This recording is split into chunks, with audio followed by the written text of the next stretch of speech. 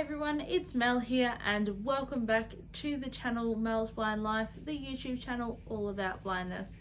For those of you who can't see, I have a friend with me today. Hello friend. Hello friend. Hello.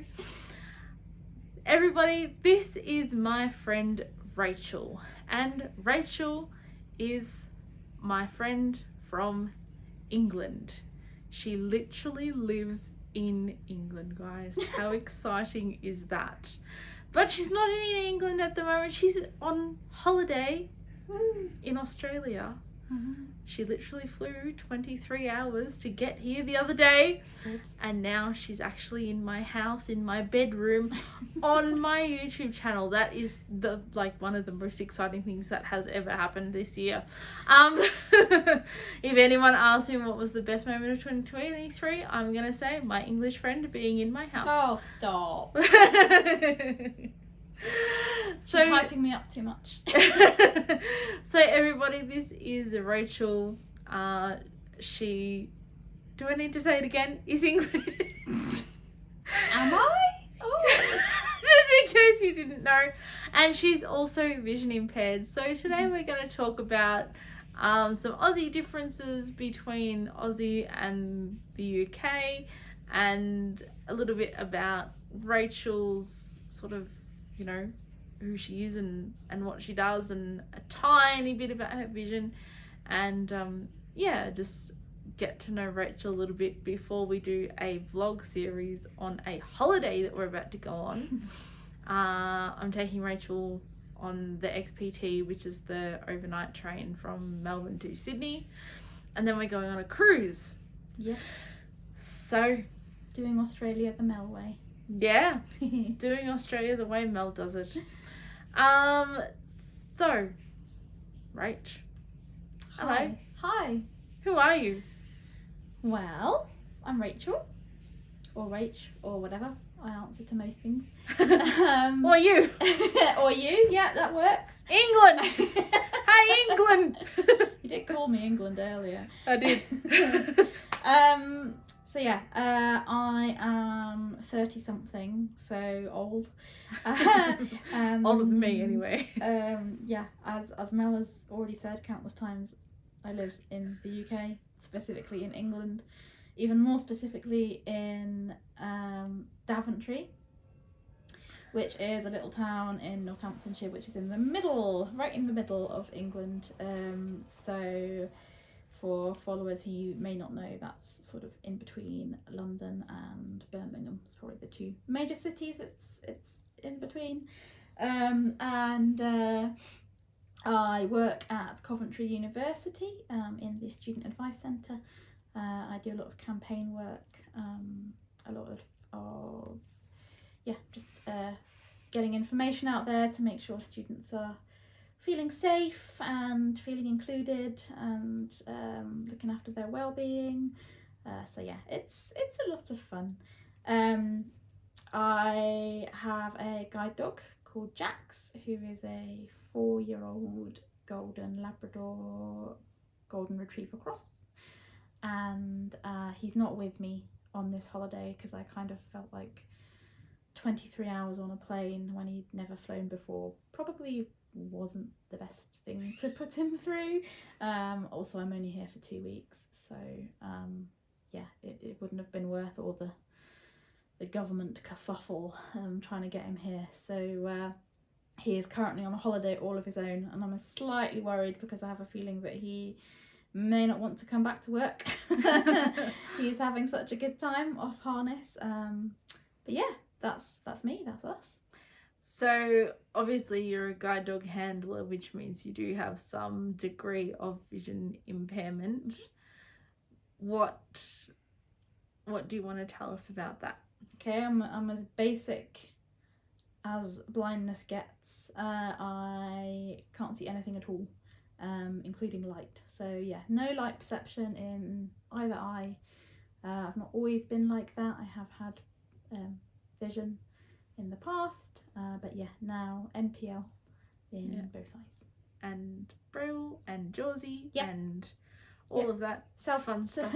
Self-taught JAWS user, so probably not great at it, but it does what I need it to do. And yeah, I do Braille. Learnt it in primary school. Very grateful that they made me learn it when I didn't necessarily need it. Wasn't grateful at the time, but yeah, eternally grateful now. So thanks. So obviously, Rachel and I didn't just happen across each other. Because I've never been to the UK, but she's been to Australia twice.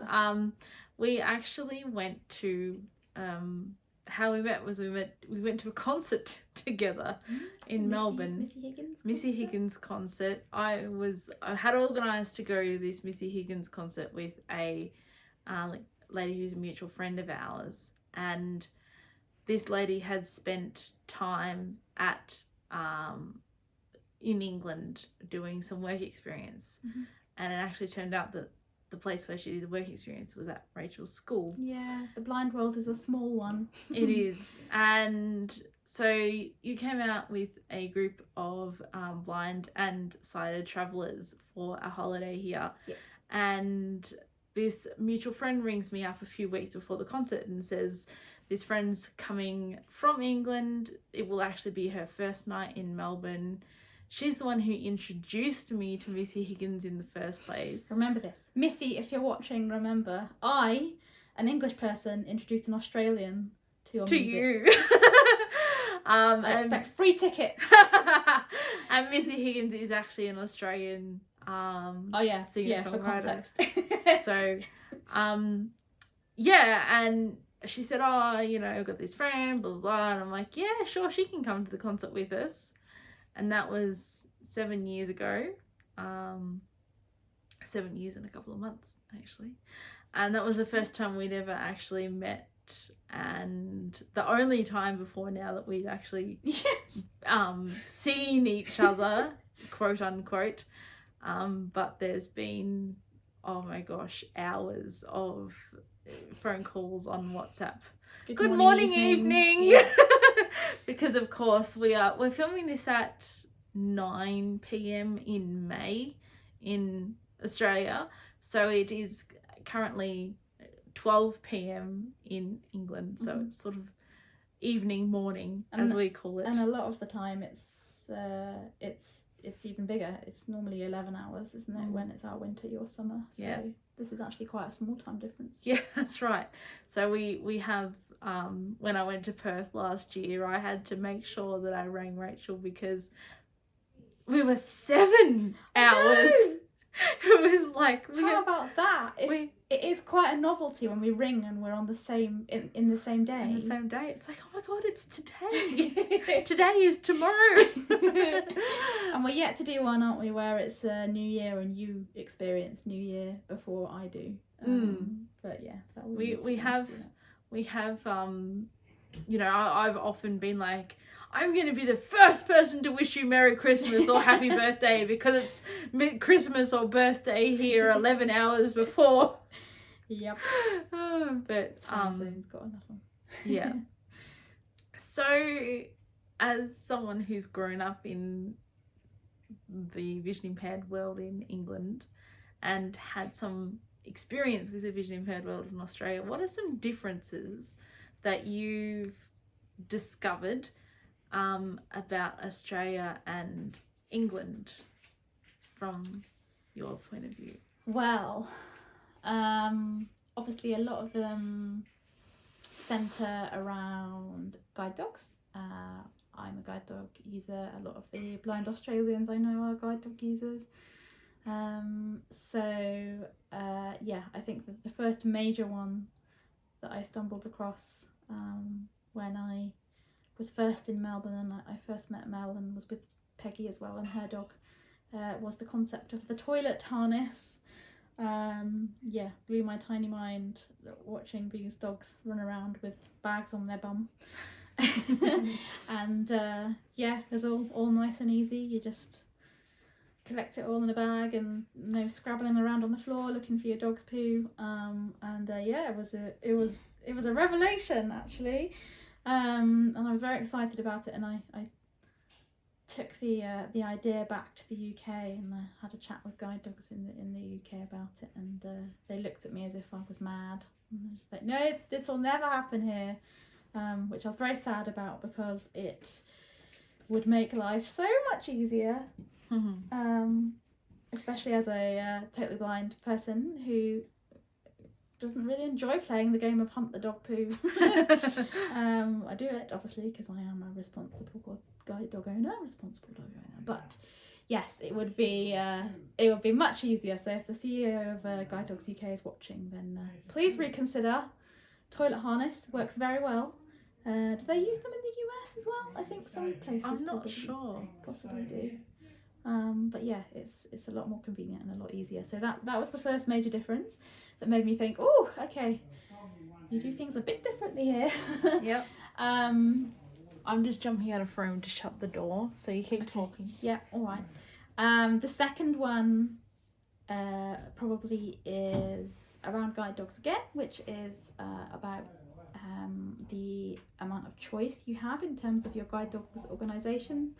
So in the UK, we have one charity, Guide Dogs UK, and it has a central office, and then you have a whole load of little offshoots, like regional offices, but they all get their work and their dogs and everything from this one central place, and that is it. That is who you go to for guide dogs, and they're all trained in the same way, and it's a very sort of uniform procedure.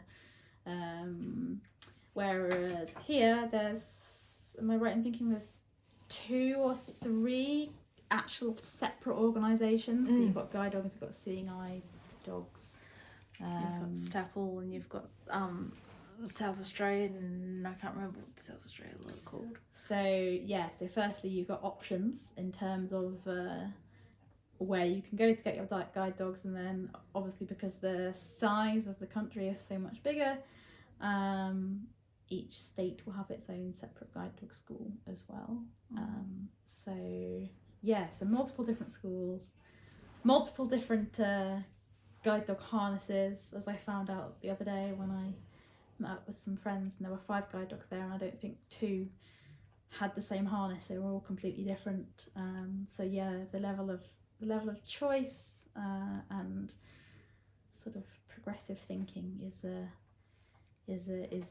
quite amazing in terms of training and the options that are available to guide dog handlers in Australia.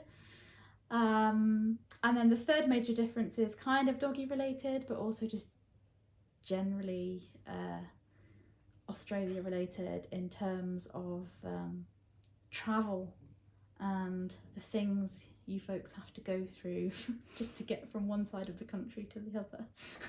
I first noticed it as a tourist, flying into Australia, getting very excited, seeing on the map that we were in Australia, and then the excitement getting less and less as I realised that we still had 4 hours to go before we actually got to our destination. Whereas in Europe you could have probably covered at least 2 countries in those 4 hours. We like Mel said, when I first came to Australia, it was with a tour group, so we did a tour which involved going around to lots of different places. So it was quite incredible for me to have got off a plane after a 23-hour flight, spent a few days in Sydney, and then 3 or 4 days later be back on another plane flying to Uluru, and then 4 days after that another plane flying to Cairns, and getting used to all the different time zones and all of that stuff. So the amount that you have to fly, and the like difference in distances, round the corner at home is 2 minutes, round the corner here could be 3-4 hours. It's quite amazing, and obviously that feeds into how your dogs are trained. So the majority of English guide dogs, British guide dogs, probably would never have seen a plane during training and may never see a plane in their working lives, whereas it's a lot more common here, I think, for dogs to fly around and be quite well acquainted with airplane cabins. So those are my 3 major differences, I'd say. Favourite Aussie slang? You got me on this before. There's so many. There's so many different. I just love the way Australians talk. Cobber is a good one. I love the fact that you overuse the word mate to the point where it becomes quite confusing.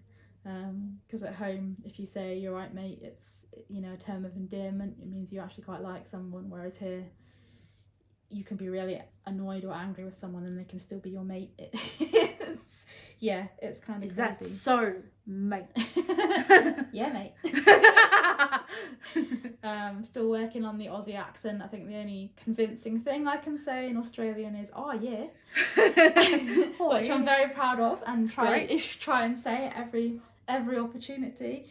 But yeah, I need to practice because my Aussie accent isn't as good as Mel's British accent. Although we have a lot of different accents in the About UK. 20, I read. Yeah, something like that. And then each one will have its own, you know, dialects and different inflections depending on whether, you know, what part of a city you're from or what part of a county you're from. So yeah, good luck with that when you come here. Favourite Aussie food? Tim Tams. Go to the Tim Tam. So basic. Okay, sorry, Australians, all your cuisine, your amazing, unique cuisine, and I go for the budget biscuit. So can the English lady explain to the American viewers what a Tim Tam is? Oh, mate. Yes, mate. Yeah, mate. No, mate. I can explain to a British viewer. It's basically a superior version of a penguin biscuit. I'll have to give you a penguin to try when you make it over to us. Tim Tam is like 100% nicer version. For Americans, it's like a chocolate biscuit, and it's got like layers of chocolate and wafery biscuit thing. Yeah, that'll do. And you can get different flavours. I think. You can, but yeah, you can get dark and original and cookies and cream and all sorts of weird ones. Oh yes, yeah. All sorts of weird ones. The last time I was here, not this time, but the time before, they were doing like cocktail flavoured ones and things as well, like espresso martini and all sorts of weird things like that. We do funny things to our Tim Tams. So they may be budget biscuits, but they're amazing budget biscuits. Yeah. So that's my English friend. Yeah, that's me. Yeah. I'm not that interesting really, but yes, you are. I hope you've enjoyed meeting me. I might get more interesting as we go through this holiday. These are all new experiences for me. Never been on a sleeper before, never been on a cruise ship before. So yeah, it's gonna be fun. And of course, we're meeting Maggie tomorrow too. So yes, I've missed my dog so much. So I've been loving hanging out with Penny and Remini and the cats. The horse is the last one to meet tomorrow. Yep. So you won't get me riding her, I'm afraid, but I will. I won't get anyone riding her. I'm not ready for that bit yet. I'm very glad to hear that. Oh gosh, so I hope you guys have enjoyed meeting Rachel, and we'll be looking forward to posting our vlogs for our trip, which starts tomorrow. Are you ready? No, I haven't even got my suitcase out yet. Oh no! I've done all of the paperwork and all of the bookings are all good and everything's all good to go. But we say all of the bookings are all good. Yeah, we'll be right. Yeah. But I haven't packed anything. But what's the Aussie phrase? She'll be right? Exactly! She will be right. I've got a bit of time tomorrow morning while you're in the shower. I'll just toss a couple of things in my bag and we'll be right. Oh, yeah. Oh, yeah. Love it. Oh gosh. So if you've liked this video, guys, remember to give it a thumbs up. Remember to subscribe to the channel and click the notification bell so that you know when I upload more of my madness dragging my poor dear English friend on a sleeper train and a cruise. And we'll see you in the next one. Thanks for watching. Bye bye. Thank you for watching this video. Please subscribe to Mel's Blind Life and click the bell notifications. And I'll see you next time.